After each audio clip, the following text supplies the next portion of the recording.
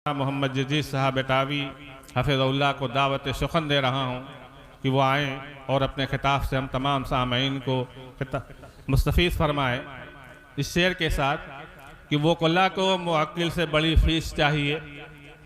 वो कला वकील की जमा वो कला को मुअक्किल से बड़ी फ़ीस चाहिए।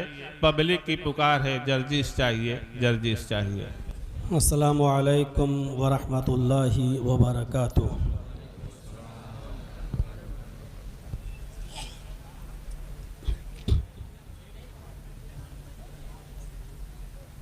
अल्हम्दुलिल्लाह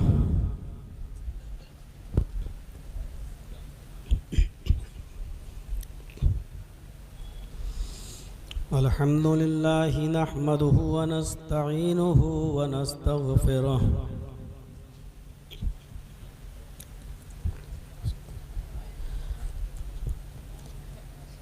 व नऊज़ु बिल्लाहि मिन शुरूरि अनफुसिना व मिन सय्यिआति अअमालिना।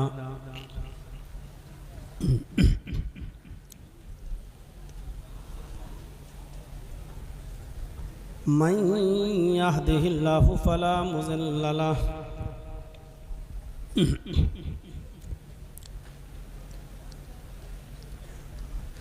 व मन युज़लिल्हु फला हादिय लहु।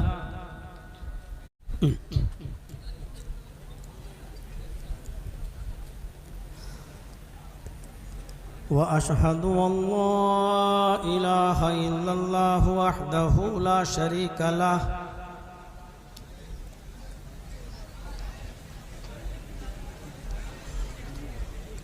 व अशहदु अन्ना मुहम्मदन अब्दुहु व रसूलुहु।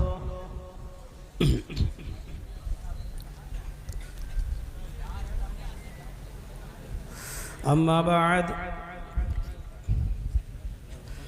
फ़इन्न खैरल हदीस किताबुल्लाह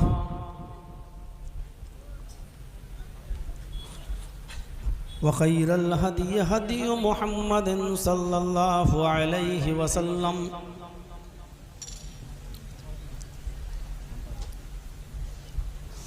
व शर्रिल उमूरि मुहदसातुहा व कुल्लु मुहदसतिन बिदअह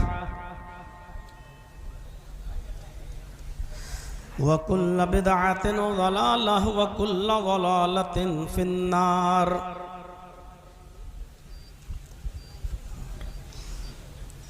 अऊज़ु बिल्लाहि मिनश शैतानिर रजीम।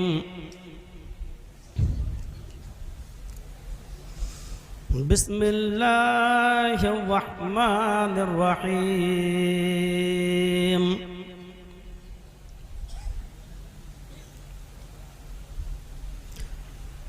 या अय्युहल्लज़ीना आमनू तूबू इलल्लाहि तौबतन नसूहा असा रब्बुकुम अन युकफ्फिर अन्कुम सय्यआतिकुम व युदखिलकुम जन्नातिन तजरी मिन तहतिहल अनहार।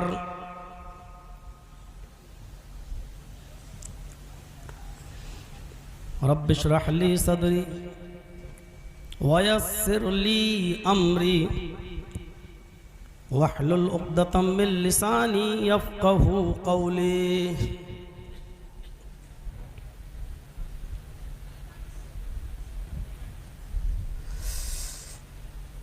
स्टेज पर तशरीफ़ फरमा मुअक्कर उलमाए किराम, बिलखुसूस हमारे फाजिल दोस्त फ़ज़ीलतुश शेख डॉक्टर अब्दुल गफ़्फ़ार सलफ़ी हफ़िज़हुल्लाह और बिलखुसूस अब्दुल्लाह उस्मानी एडवोकेट, जिन्होंने बार बार कॉल करके और फ़ोन करके इस आज़ाद पार्क के लिए प्रेशर बनाकर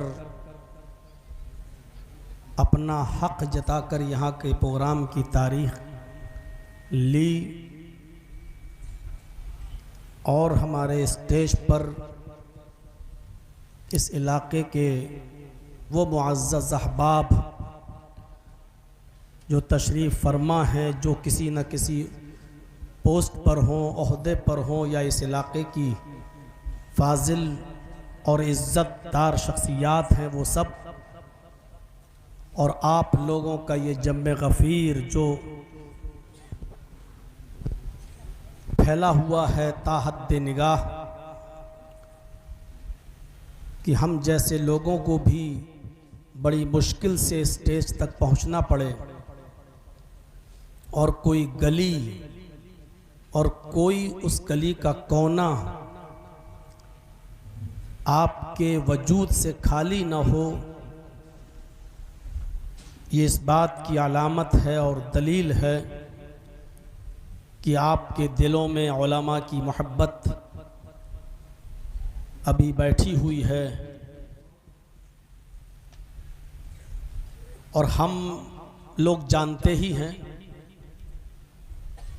जलसों में शिरकत होती है, उससे अंदाज़ा है कि जलसों में करने में और कराने में कितना शौक़ भी आवाम के अंदर मौजूद है। सोशल मीडिया पर हम लोग बहुत सी तहरीरें ऐसी भी पढ़ते हैं कि इन जलसों का कोई फ़ायदा नहीं है, आवाम का पैसा बर्बाद होता है। बहरहाल हर शख्स को अपनी बात रखने का अधिकार है, वो रख सकता है, लेकिन मैं ऐसे ऐसे जलसे भी जानता हूं कि जिन जलसों में एक दो नहीं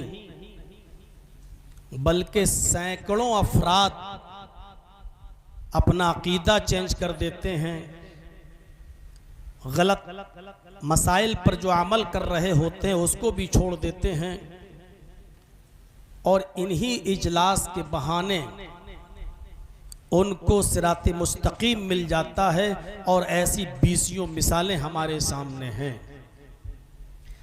लेकिन हाँ, इन तमाम चीज़ों के बावजूद मैं इतना कह सकता हूं कि जलसे तो हो रहे हैं, लेकिन जितना नतीजा निकलना चाहिए और जितना खातिर खा फायदा होना चाहिए वो नज़र नहीं आता। इन जलसों का मकसद सिर्फ ये है कि हम लोगों को दीन के रास्ते पर लाएं, इस्लाह करें, गुनाहों के काम तर्क करें, मुआशरे में फैली हुई और समाज में फैली हुई गलाजत और गंदगी को हम दूर करें और सही रास्ते पर लोग आ जाएं, यही मकसद है। और लोग जो काम करते हैं इस फील्ड में वो अपने नाम भी रख लेते हैं, तंजीमें भी बनाते हैं, तहरीकें भी चलती हैं। कोई नाम रख लेता है तंजीम अम्र बिल मारूफ व नही अनिल मुनकर, कोई नाम रख लेता है तहरीक या तंजीम इस्लाहुल मुस्लिमीन, कोई नाम रख लेता है तहरीके इस्लाही, कोई नाम रख लेता है तबलीगी जमाअत। अलगर्ज जितने भी हमने नाम गिनाए हैं सबका मकसद यही है, चाहे वो अम्र बिल मारूफ के नाम से कोई तंजीम काम कर रही हो, या तबलीगी जमात के नाम से, या इस्लाहुल मुस्लिमीन के नाम से, या तहरीक इस्लाही के नाम से, या और किसी नाम से। सबका मकसद यही है कि लोगों के अंदर इस्लाह पैदा हो जाए, सब राह रास्त पर आ जाएं। लेकिन हम कुरान करीम की इस एक आयत पर गौर कर लें तो इस्लाह का रास्ता हमें खुद मिल जाता है। नतीजा ये निकलता है कि हम दूसरों की इस्लाह तो करते हैं और लेक्चर भी देते हैं, शराब छोड़ो, जुआ छोड़ो, जहेज की लानत खत्म करो, ये सब कुछ बातें होती हैं, लेकिन हमें दूसरों से उम्मीदें होती हैं कि ये गुनाह के काम और समाज में फैली हुई बुराइयों को ये तर्क कर देंगे। लेकिन जब बात हम जैसे उलमा को और हम जैसे जिम्मेदारों को अपनी बेटी की शादी की आती है तो हम अपनी बेटी को जहेज देंगे। तकरीरों में हम बारात के सिस्टम को खत्म करने का लेक्चर देंगे, लेकिन मौलाना जर्जीस के बेटे का जब निकाह होगा तो हम अपने बेटे की शादी में हम बारात लेकर जाएंगे। क्या करूं मौलाना साहब, उलमा से नहीं मानते हैं लोग, कहते हैं अब एकदम सारी चीजें खत्म थोड़ी हो जाएंगी, धीरे धीरे ये सारा सिस्टम चलेगा। तकरीरें करते हुए 20, 22, 25 साल का अरसा गुजर गया और 25 साल के बाद भी यही सुनने को मिल रहा है कि धीरे धीरे लोग रास्ते पे आएंगे। जो हमने 25 साल पहले सुनते थे वही आज भी सुन रहे हैं कि धीरे धीरे आवाम सही रास्ते पे आएगी। आप बैक वक्त खत्म कराना चाहते हैं तो नहीं होगी। कुरान करीम ने हमारी कमजोर नब्ज पर हाथ रखते हुए फरमाया, तुम दूसरों की इस्लाह करना चाहते हो? नहीं। या अय्युहल्लज़ीना आमनू अलैकुम अनफुसकुम ला यदुर्रुकुम मन ज़ल्ला इज़ा हतदैतुम। आए ईमानो वालो, आए मुसलमानों, अलैकुम अनफुसकुम, पहले तुम अपनी फिक्र करो, पहले तुम अपने आप को देखो। हर जलसे में समाज की बुराइयों का तस्करा तो होता है, लेकिन जब हमसे कहा जाए कि इस बुराई के सिलसिले को आप खत्म करिए तो हम करने के लिए तैयार नहीं होते हैं। कुरान करीम ने कहा हर इंसान अपनी फिक्र खुद करने लगे, हर इंसान अपनी इस्लाह खुद करने लगे और अपनी फिक्र करने लगे तो समाज और मुआशरे में फैली हुई सारी बुराइयां खत्म हो जाएं। जुमे के खुतबे में कुछ लोग बोलने लगे, ये बोले वो बोले, जबकि हदीस है कि अगर कोई शख्स बोल रहा है तो उसको भी कुछ मत बोलो, बोल रहा है तो उसको ये भी मत कहो कि खामोश हो जाओ, नहीं, क्योंकि वो तो बोल ही रहा है और आप उससे कहो कि खामोश हो जाओ तो अब दो लोगों की आवाज और ज्यादा हंगामा होगा। जब हर आदमी खामोशी अख्तियार कर लेगा, हम खुद चुप हो जाएंगे, हम खुद खामोश हो जाएंगे तो अपने आप खामोशी तारी हो जाएगी। इसलिए कहा या अय्युहल्लज़ीना आमनू अलैकुम अनफुसकुम, आई ईमानो वालो पहले तुम अपनी फिक्र करो। हर इंसान अपनी फिक्र कर ले। हजरत हुज़ैफा रज़ी अल्लाह ताला अन्हु को अल्लाह के नबी जनाब मोहम्मद रसूलुल्लाह सल्लल्लाहु अलैहि वसल्लम ने मदीना में बुलाया और अपने करीब करने के बाद फरमाया, आए हुज़ैफा मैं तुम्हें एक लिस्ट दे रहा हूँ, इस लिस्ट के अंदर मदीने में जितने मुनाफिक हैं उनके नाम हैं। इस लिस्ट में मैंने मदीने के मुनाफिकों का नाम दर्ज किया है, लेकिन मैं तुम्हें राजदान समझता हूं और राजदार बना रहा हूं। आए हुज़ैफा इस राज को राज ही रहने देना, देखो मैंने तुम्हारी ऊपर भरोसा किया है, मैंने तुम्हें राजदार बनाया को बताया नहीं कि इस लिस्ट में कितने लोगों के नाम हैं, कौन मुनाफिक है। लोग आते थे पूछते थे क्या हुज़ैफा क्या लिस्ट है, उस लिस्ट में किन लोगों के नाम हैं। हुज़ैफा कह दिया करते थे सॉरी, जो राजदार अल्लाह के नबी ने मुझे बनाया और मेरे ऊपर इतना भरोसा किया, मैं अपनी जिंदगी में नबी अकरम के इस राज को फाश नहीं कर सकता। अब लोगों को तजस्सुस हो गया, शौक हुआ कि हम कैसे पता लगाएं कि कौन मुनाफिक के कौन नहीं। और हजरत हुज़ैफा तो बेचारे बताते ही नहीं और ये नबी का राज क्यों बताने लगे। नबी ने सख्ती के साथ मना किया है बताने के लिए। तो देखते थे मदीने के लोग, किसी का इंतकाल जब हो जाता था मदीने में तो लोगों की नजर उस इंतकाल शुदा आदमी पर नहीं होती थी, उस मरने वाले पर नहीं होती थी, जो इंतकाल कर गया उस पर नहीं होती थी। उसके जनाजे में वो लोग ये देखा करते थे कि हजरत हुज़ैफा आए हैं या नहीं आए हैं। अगर हजरत हुज़ैफा आए हैं तो समझा जाता था कि मरने वाले का जनाजा मोमिन का जनाजा है, और अगर मरने वाले के जनाजे में हजरत हुज़ैफा शामिल नहीं हुए तो समझा जाता था कि मरने वाला मुनाफिक है। ये लोग अपने दिमाग से सोचने लगे कि हुज़ैफा इसलिए नहीं आए कि मरने वाले का नाम लिस्ट में पड़ा होगा, और इस मुनाफिक का इंतकाल हुआ इसलिए नहीं आए। मेरे प्यारे साथियों, लोग इंतकाल के मौके पर देखने लगे कि हुज़ैफा शरीक हो रहे हैं या नहीं हो रहे हैं। अगर होते थे तो समझा जाता था कि मरने वाला मोमिन, और नहीं होते थे तो समझा जाता था कि मरने वाला मुनाफिक। ऐसे ही मुहम्मदुर रसूलुल्लाह इस दुनिया से चल बसे, अल्लाह को प्यारे हो गए। कुछ अरसे के बाद हजरत उमर फारूक रज़ी अल्लाह ताला अन्हु ने हजरत हुज़ैफा की दावत की कि आओ आज तुम्हारी दावत है मेरे यहाँ। अपने घर ले गए, खाना खिलाया, पानी पिलाया, अच्छी ज़ियाफ़त की हजरत हुज़ैफा की। और जब फारिग हो गए तो फरमाया, हुज़ैफा मुझे सिर्फ थोड़ा सा काम है तुमसे। कहा क्या काम है? मैं कैसे कहूं? नहीं आप कह सकते हैं। अरे आपकी शान तो बड़ी निराली है। अरे नबी आकरम ने आपके बारे में कहा था कि लौ काना बादी नबियुन लकाना उमर, मेरे बाद कोई नबी होते तो उमर। और आप हमसे कह रहे हैं कि कहां से बात शुरू करूं? अरे बताइए क्या बात है? फरमाया, अय हुज़ैफा, अपने घर दावत करने का मकसद और तमाम लोगों को छोड़कर सिर्फ तुम्हें बुलाने का मकसद सिर्फ इतना है। मुझे दूसरों से कोई सरोकार नहीं है।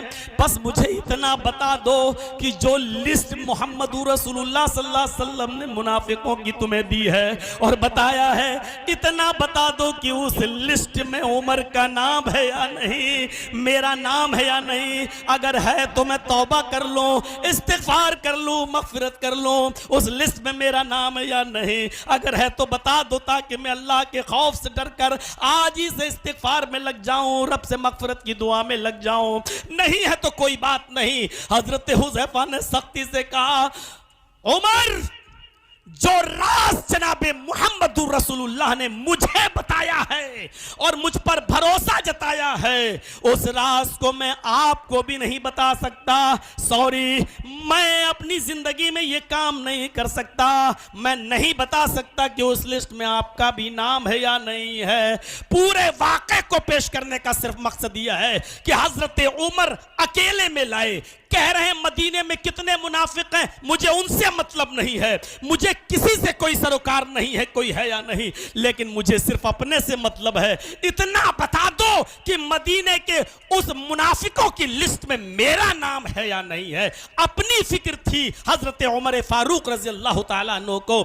इसी तरीके से हर शख्स, हर इंसान, हर मुसलमान अपनी फिक्र खुद कर ले, अपने समाज में इस्लाह हो जाएगी। मुआशरे के अंदर आप देख लीजिएगा नेकियों की गंगा बहने लगेगी और बुराइयां अपने मुआशरे से खुद ब खुद खत्म होती चली जाएंगी। तो मेरे प्यारे साथियों, जरा गौर कीजिए, हजरत उमर फारूक ने बता दिया, मुझे अपनी फिक्र है, हम पहले अपने आप की इस्लाह कर लें। बताओ अगर नाम है तो मैं आज ही से तौबा करूं, इस्तिग़फ़ार करूं, और मैं किसी को नहीं बताऊंगा कि हजरत हुज़ैफा ने मुझे बता दिया है। मैं किसी को नहीं बताऊंगा। लेकिन जिस पर नबी की नजर इंतखाब पड़ी हो कि यह शख्स राजदारी को राजदारी में रहने देगा, किसी को नहीं बताएगा, वो राजदार हजरत उमर से भी कह रहा है, सॉरी, मैं आपको भी नहीं बता सकता, मैं नबी अकरम के तवक्कुल और भरोसे को नहीं तोड़ सकता हूं। इसके बाद पढ़िए कुरान की आयत, या अय्युहल्लज़ीना आमनू अलैकुम अनफुसकुम, ईमानो वालो अपने आप को देखो, पहले अपनी फिक्र करो। कौन कर रहा है?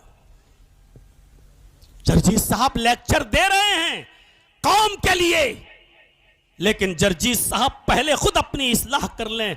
इतने बड़े मजमे में लेक्चर की जरूरत ही नहीं पड़ेगी। हमको देखकर दुनिया खुद ब खुद अपने अंदर चेंजिंग लाने की कोशिश करेगी। और यही कहा था महात्मा गांधी ने, क्यों तुम बोरिया बिस्तर उठाकर इधर से उधर और उधर से इधर जाते हो, इस शहर से उस शहर जाते हो, सिर्फ अपने अंदर जनाब मोहम्मद रसूलुल्लाह का करैक्टर, अपने अंदर नबी अकरम का अखलाक, अपने अंदर नबी अकरम का किरदार पैदा कर लो। गैर मुस्लिम दुनिया तुम्हारे अखलाक, तुम्हारे किरदार और तुम्हारे करैक्टर को देखकर खुद ब खुद इस्लाम कबूल करती चली जाएगी। मेरे भाइयों, हमें पहले अपनी फिक्र होनी चाहिए। लेकिन हालात ये हैं जलसों के भी, और सोशल मीडिया पर जो लिखते हैं वो किसी हद तक सही भी है, क्योंकि जब पूरी रात जलसा हो, 2 बजे तक जलसा चले और उसके बाद 4 बजे और 5 बजे जब फजर की अजान की आवाज मस्जिद से आए और वहां एक सफ भी पूरी ना हो, तो और उसी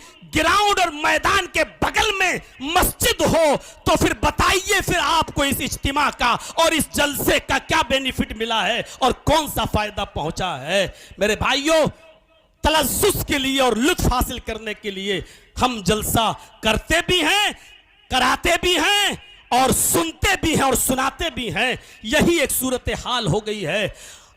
मेडिकल साइंस की जबान में एक बीमारी है जिसका नाम है डायरिया। आपने सुना होगा डायरिया बीमारी। क्या होता है? लूज मोशन, पानी की तरह बिल्कुल पतले मोशन और बार बार होना, क्योंकि आपका निजाम हजम फेल हो जाता है, आपका लीवर काम करना बंद कर देता है। आप जो कुछ भी खा रहे हैं मुंह के रास्ते से निजाम हजम उस पर वो पूरा नहीं कर पाता है लीवर काम, और वो चीज आपके जिस्म में नहीं लगती है, न खून बनाती है, न ताकत पैदा करती है, बल्कि वही पानी में मिलकर लूज मोशन की शक्ल में दूसरे रास्ते से बाहर आ जाती है। इस चीज का नाम है डायरिया। आपने खाया लेकिन आपके जिस्म को नहीं लग रहा है, आपको ताकत नहीं पहुंचा रहा है, वो गिजा पहुंचा रही है, और ना ही आपके जिस्म में खून बन रहा है, बल्कि दूसरे रास्ते से बाहर।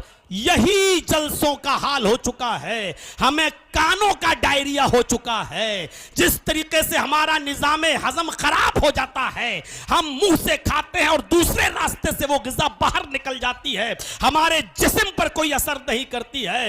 यही जलसे एक कान से सुने जाते हैं, एक कान से सुनते हैं हम, और सुनी हुई बातों को इस जलसे से निकलने के बाद दूसरे कान से हम निकाल देते हैं। हमारे दिलों पर उसका कोई असर नहीं पड़ता है, हमारे जंगालूद दिलों पर कोई फर्क नहीं पड़ता है। सुबह होकर बस चाय की होटलों पर जाहिल कौम नंबर देती है कि पहले नंबर पर इसकी तकरीर, दूसरे नंबर पर इसकी तकरीर, तीसरे नंबर पर यह मौलाना अच्छा बैठा बोला, और खुद उसका हाल यह है कि फजर की नमाज भी नहीं पढ़ा है, उसका हाल यह है कि वो चाय की चुस्की ले रहा है। यह जाहिल कौम उलमा को नंबर देती है, मौलवियों को नंबर देती है। यही सूरत हाल आज हमारे जलसों की हो चुकी है। आजाद पार्क वाला आइंदा फिर 20 साल के लिए हमें छोड़ दें, लेकिन हकीकत है, सुनना है तो सुनना तो पड़ेगी।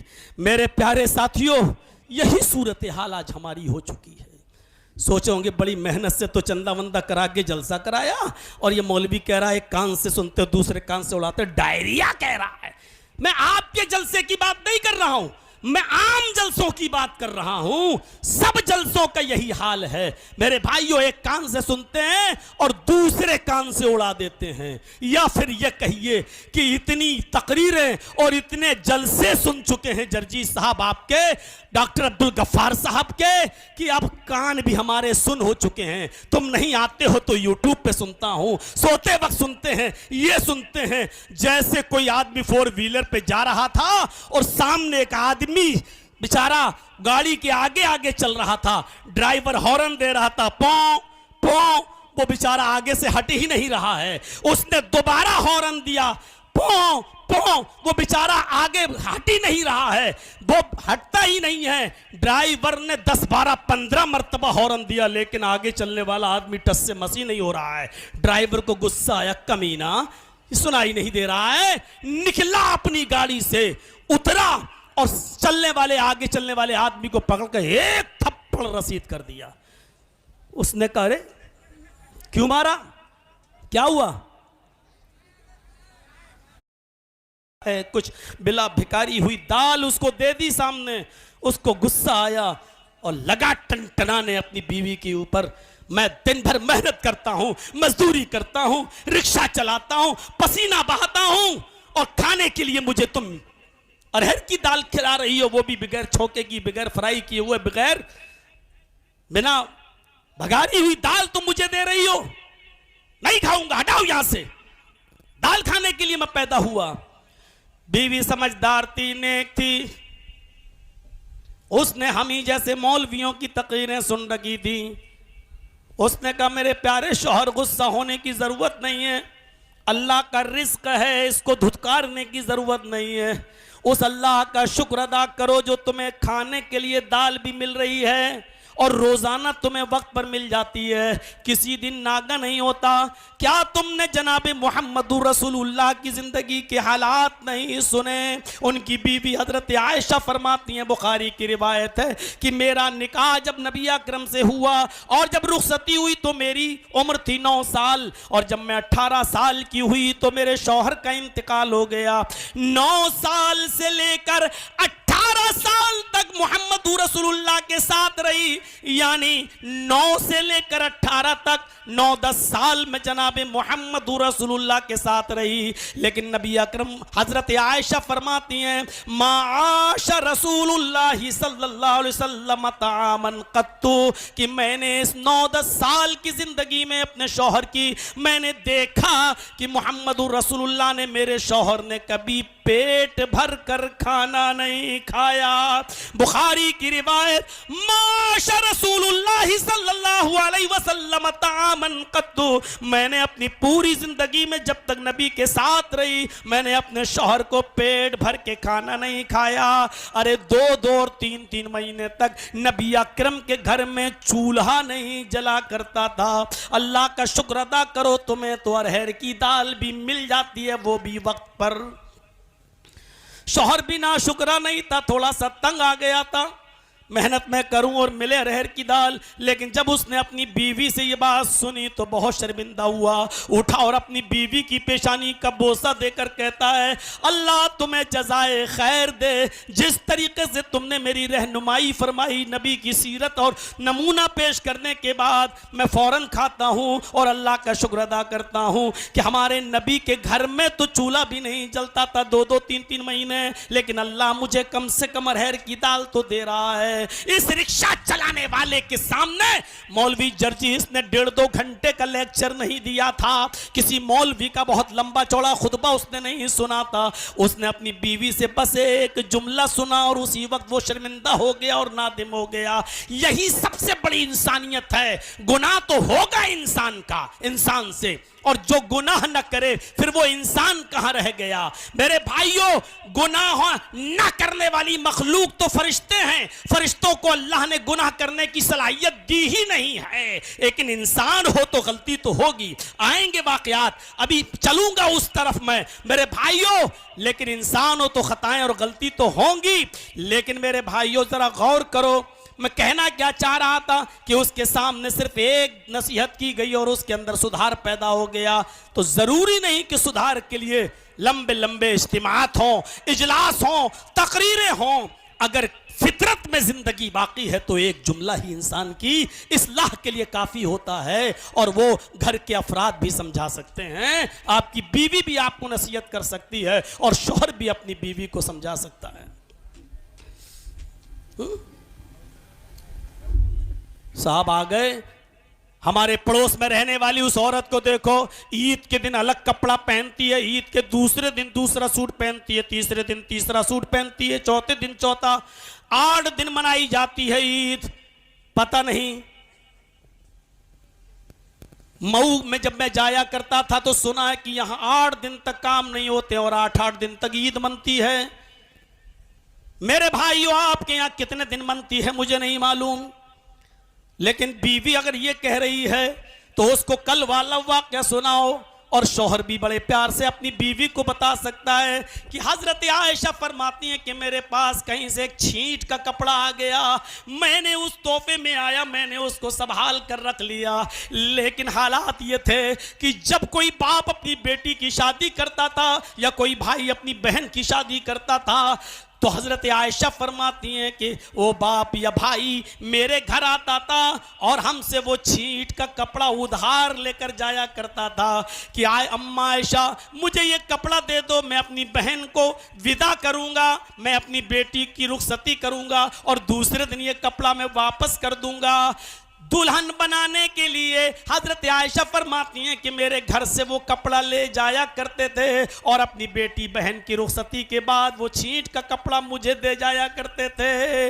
आज वो जमाना आ गया, हजरत आयशा फरमाती हैं अब जमाने ने इतनी तरक्की कर ली, अब हालात ये हो गए कि अब वो छींट का कपड़ा कोई लेने नहीं आता, और लेना तो छोड़ो, वो छींट का कपड़ा अगर मैं अपनी बांदी को, अपनी खातिमा को, अपनी नौकरानी को, अपने घर में काम करने वाली को देती हूँ तो वो भी नाक और मुंह चढ़ाती है और कहती है कि मैं ये कपड़ा पहनूंगी, मुझे ये कपड़ा दे रही हो। आज मेरे घर की खादिमा भी वो कपड़ा पहनने के लिए तैयार नहीं है।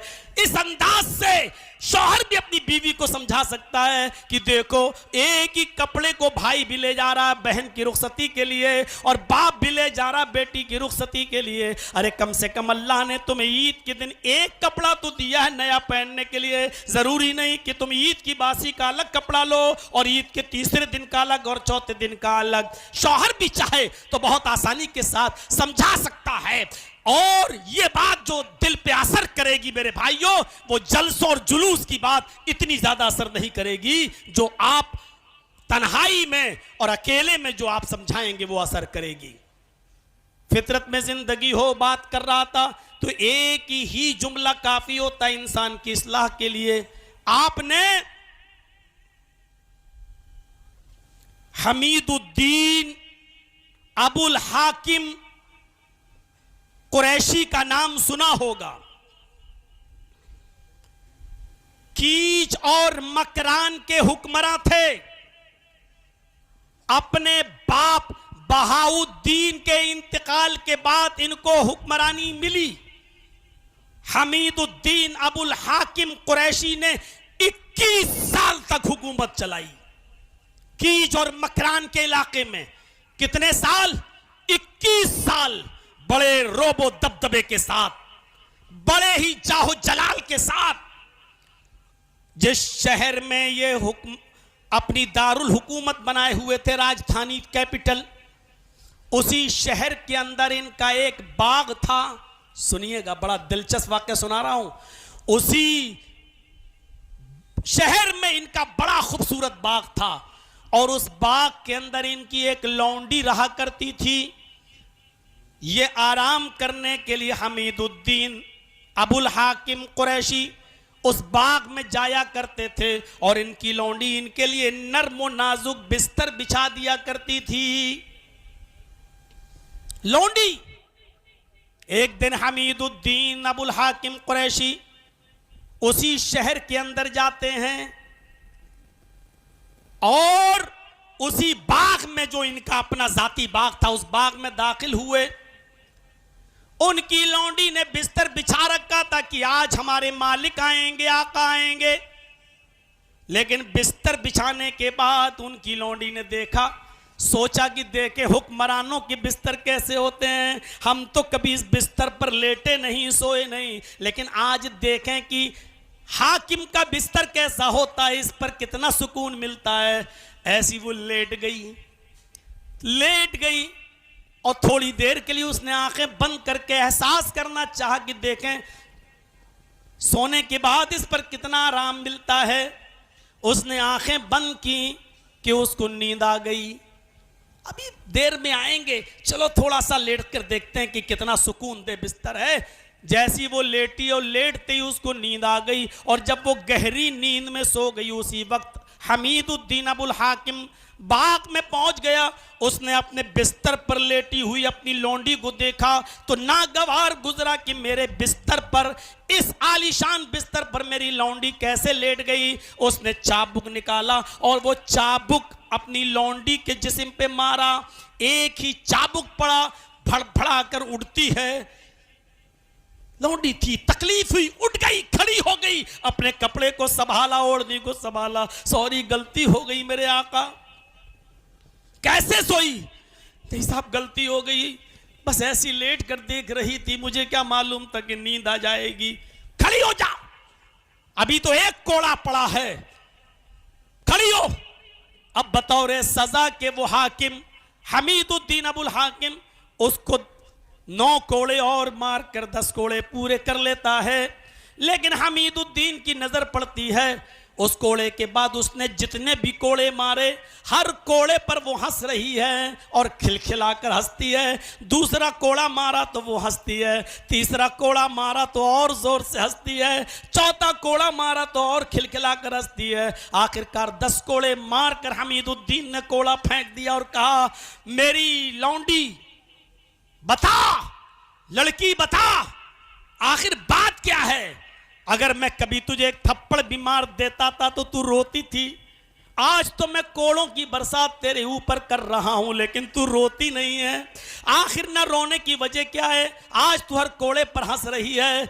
उसने जो जवाब दिया उसी ने हमीदुद्दीन अबुल हाकिम की जिंदगी बदल दी।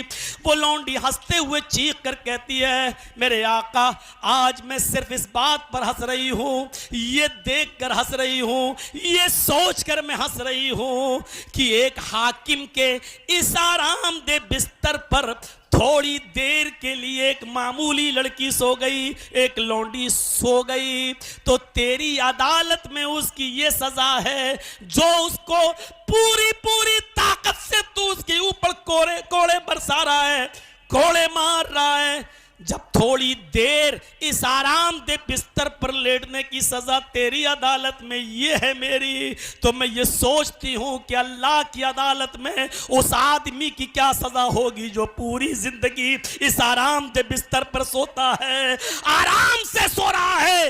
उस शख्स की यानी तेरी सजा उस अल्लाह की अदालत में क्या होगी जब थोड़ी देर के लिए, चंद लम्हों के लिए तेरे बिस्तर पर लेटने के बाद जब तेरी अदालत में इतने से आराम करने की सजा ये है, तो तेरी तो पूरी जिंदगी ऐशो आराम में गुजर गई, तो अल्लाह की अदालत में तेरी सजा क्या होगी?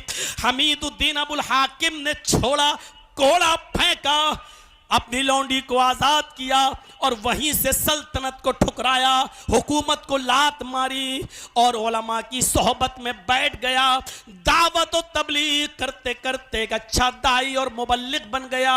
फिर उसने सल्तनत और हुकूमत की तरफ पलटकर नहीं देखा। हमीदुद्दीन अबुल हाकिम ने जुमे के आधे घंटे का खुतबा नहीं सुना था। हमीदुद्दीन अबुल हाकिम ने मौलवी जर्जीस की तरह किसी मौलवी की 1.5-2 घंटे की तकरीर नहीं सुनी थी। मेरे भाइयों, जरा तसव्वुर कीजिए, आप गौर कीजिए, आप क्या जिंदगी थी।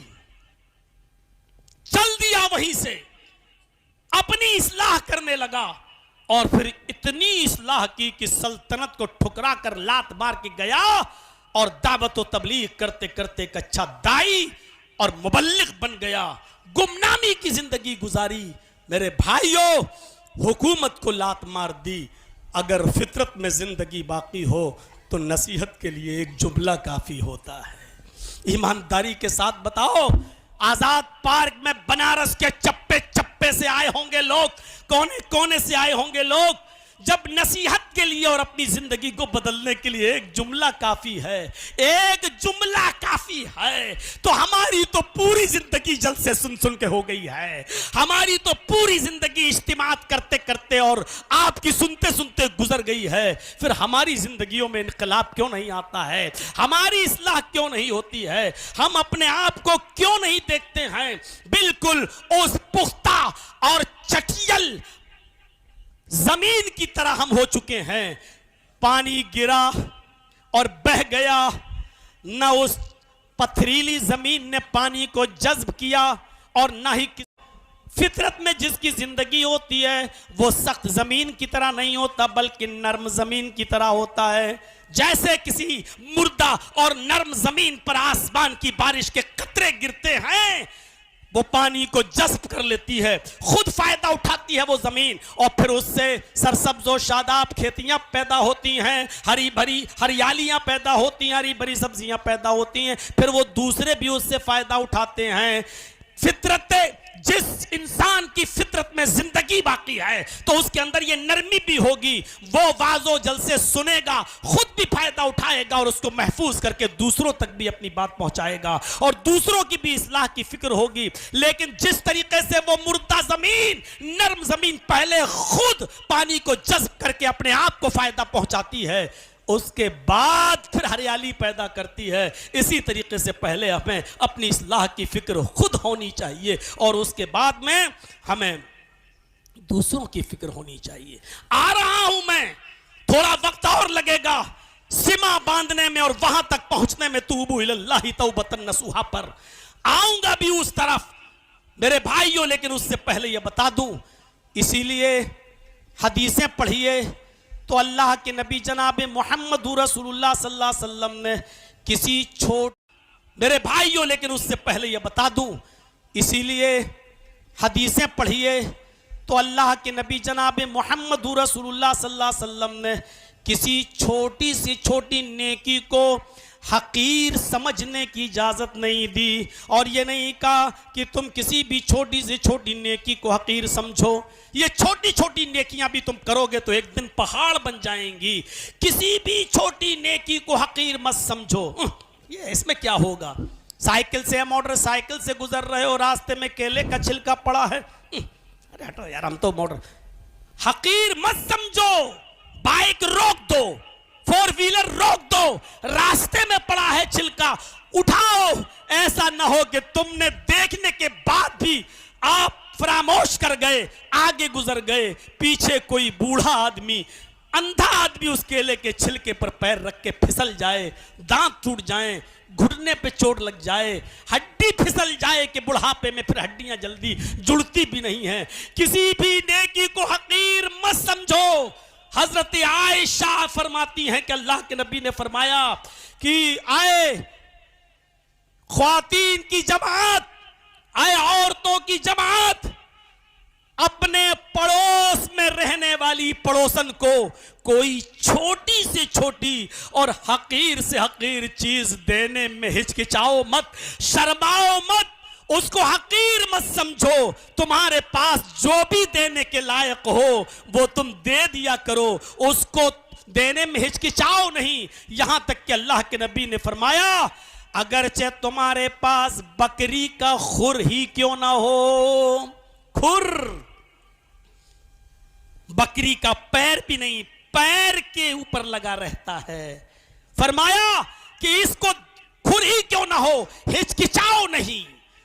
दो छोटी से छोटी नेकी बताइए आप, उसको भी देने में हिचकिचाओ नहीं। छोटा सा छोटा नेक काम ही क्यों ना हो, कयामत के दिन ये तुम्हारे सामने पेश कर दिया जाएगा। फमन यामल मिस्काल ज़र्रतिन खैरन यरा वमन यामल मिस्काल ज़र्रतिन शर्रन यरा।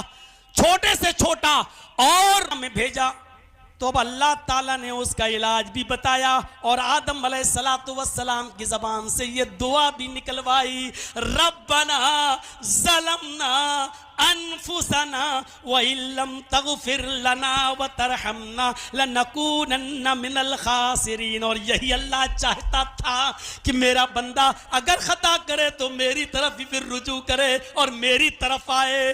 पहले खता कराई गई, गलती कराई गई, भेजा गया, फिर उसका इलाज भी अल्लाह ही ने बताया और आदम ने वो जुमले अदा किए, रब्बना, हमारे रब, ज़लमना, हमने अपने नफ्स के ऊपर जुल्म किया, व इल्लम तगफिर लना व तरहमना, अगर तूने हमारी मग़फ़िरत न फरमाई, व तरहमना, और हमारे ऊपर रहम न किया, लनकूनन्ना मिनल खासिरीन, तो हम नुकसान उठाने वालों में से हो जाएंगे, हम खसारा उठाने वालों में से हो जाएंगे।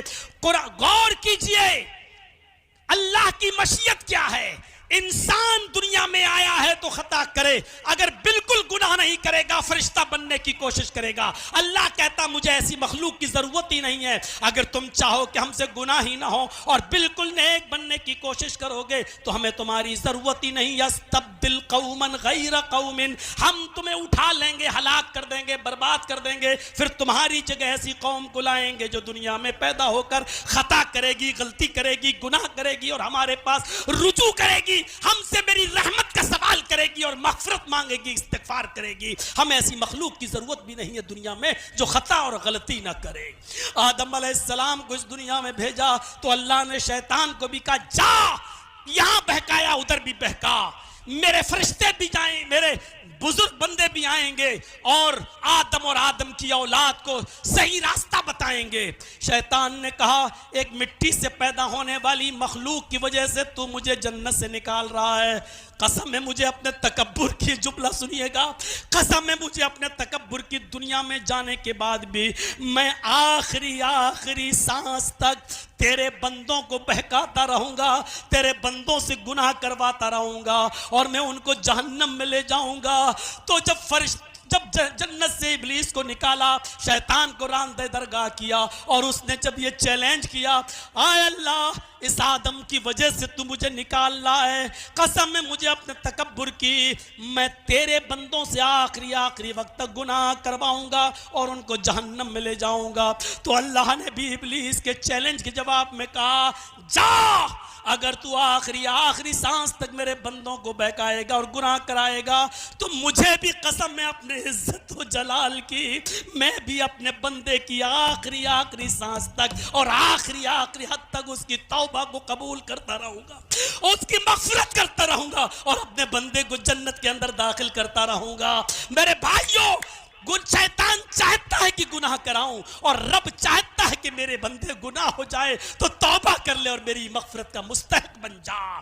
तूबू इलल्लाही तौबतन नसूहा, ऐसी तौबा करो जो खालिस हो, सच्ची हो, जिसमें गुनाहों से नदामत हो, फिर तर्क गुनाह हो और उसके बाद दोबारा गुनाह न करने का आज़्म और इरादा भी हो। इस्तिग़फ़ार से नेमतें मिलती हैं। हजरत नूह अलैहिस्सलातु वस्सलाम ने अपनी कौम से यही तो कहा था। क्या कहा था? सूरह नूह पढ़िए, वस्तगफिरू रब्बकुम इन्नहु कान गफ्फारा।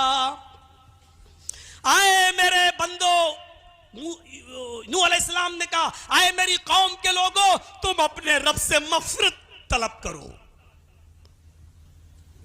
जब मगफिरत करोगे, सुनो इस्तिग़फ़ार की बरकतें क्या हैं। जब तुम अपने रब से मगफिरत तलब करोगे, इस्तिग़फ़ार करोगे तो बदले में अल्लाह क्या देगा? नूह अलैहिस्सलाम अपनी कौम से कह रहे हैं मगफिरत मांगो, मगफिरत। और सुनो, थोड़ी देर और बैठ जाओ यार, सबको पेशाब लगना शुरू हो गया। अब हम कह दें हमको भी लग रहा है तो क्या होगा? थोड़ा सा और बैठ जाओ, मैं जानता हूं कि सवा दो हो गया। ओफ, सुन लीजिए ये आखिरी चीज, लेकिन दिलचस्प और जबरदस्त चीज। मगफिरत तलब करेंगे तो, इस्तिग़फ़ार करेंगे तो बरकतें क्या मिलेंगी? आए मेरे बंदो, आए मेरी कौम के लोगों, अल्लाह से इस्तिग़फ़ार करो, मगफिरत तलब करो। इन्नहु कान गफ्फारा, वो बहुत ही ज्यादा बख्शने वाला है। युरसिलिस समाअ अलैकुम मिदरारा, जब तुम अल्लाह से मगफिरत तलब करोगे तो अल्लाह बदले में क्या देगा? आसमान से तुम्हें बारिशें बरसाएगा। युरसिलिस समाअ अलैकुम मिदरारा, तुम्हारी ऊपर रब की रहमतों वाली मूसलाधार बारिशें होंगी। युरसिलिस समाअ अलैकुम मिदरारा, अल्लाह बरकत देगा और तुम्हारे लिए आसमानों के दरवाजे खोल देगा। और फिर फरमाया तुम्हें औलादें भी देगा, तुम्हें औलादें भी देगा। वयुमदिदकुम बिअमवाल व बनीन, तुम्हें वो माल से नवाजेगा और तुम्हें औलादें भी देगा, माल भी देगा, औलादें भी देगा। और फिर फरमाया यजअल लकुम जन्नातिन व यजअल लकुम अनहारा, अल्लाह रब्बुल आलमीन तुम्हें बागात भी देगा और नहरें भी जारी करेगा। जरा गौर कीजिए, ये सारी नेमतें बताई हैं, ये इस्तिग़फ़ार की बरकत है। हजरत उमर फारूक रज़ी अल्लाह ताला अन्हु के ज़माने में जब कहत पड़ गया, हाफिज़ इब्न कसीर ने लिखा है, जब कहत पड़ गया तो लोगों ने कहा बारिश नहीं हो रही है, कहत पड़ गया है, चलिए जरा दुआ मांगते हैं। हजरत उमर फारूक रज़ी अल्लाह ताला अन्हु नमाज इस्तिस्का के लिए गए, बारिश की दुआएं करने के लिए गए, कहत साली ख़त्म करने के लिए निकले, अपने साथियों के साथ मैदान में गए, नमाज पढ़ाई, लेकिन बारिश की तलबी की, कोई भी दुआ नहीं की, कोई भी दुआ नहीं की, बस नमाज पढ़ाई, हाथों को बुलंद करके कहा अस्तगफिरुल्लाह, आय अल्लाह मैं मग़फ़िरत तलब करता हूँ। और तमाम लोगों ने कहा अस्तगफिरुल्लाह, मैं मग़फ़िरत तलब करता हूँ। सिर्फ इस्तिग़फ़ार किया, मग़फ़िरत तलब की और चले आए। जब अपने दरबार खिलाफत में आए, तमाम लोगों ने कहा अमीरुल मोमिनीन, हम तो आपको लेकर गए थे कि कहत पड़ गया है, बारिश नहीं हो रही है, सूखा पड़ गया है, और आप जाएं तो अल्लाह से बारिश की तलब की दुआएं मांगें, लेकिन आपने बारिश की तलबी की कोई दुआ नहीं की है, सिर्फ इस्तिग़फ़ार करके मग़फ़िरत की दुआ करके आप वापस आ गए। तो हज़रत उमर ने जो जवाब दिया वो जवाब सुनो। फरमाया हज़रत उमर फारूक रज़ी अल्लाह ताला अन्हु ने, ऐ लोगो, मैं जब गया आपने देखा नहीं कि मैंने नमाज पढ़ी और उसके बाद में मैंने इस्तिग़फ़ार किया है। कहा आपने मग़फ़िरत ही तो तलब की है, बारिश को तलब करने के लिए क्यों नहीं कहा अल्लाह रहमत की बारिश बरसा, हमें सूखे से बचा, ये सारी दुआएं तो आपने की नहीं। फरमाया साथियों, मेरे भाइयों, मेरे साथियों, मैंने इस्तिग़फ़ार करके, मग़फ़िरत की तलबी की दुआ करके, बारिश तलब न करके, मग़फ़िरत मांग कर मैंने आसमान के उन दरवाज़ों को खटखटा दिया है, आसमान के उन दरवाज़ों को खटखटा दिया है जहाँ से रहमत की बारिश होती है। अल्लाह रहमत की बारिश ज़रूर बरसाएगा, इसलिए कि मैंने उन दरवाज़ों को आसमान के खटखटा दिया जिनसे बारिश का नुज़ूल होता है।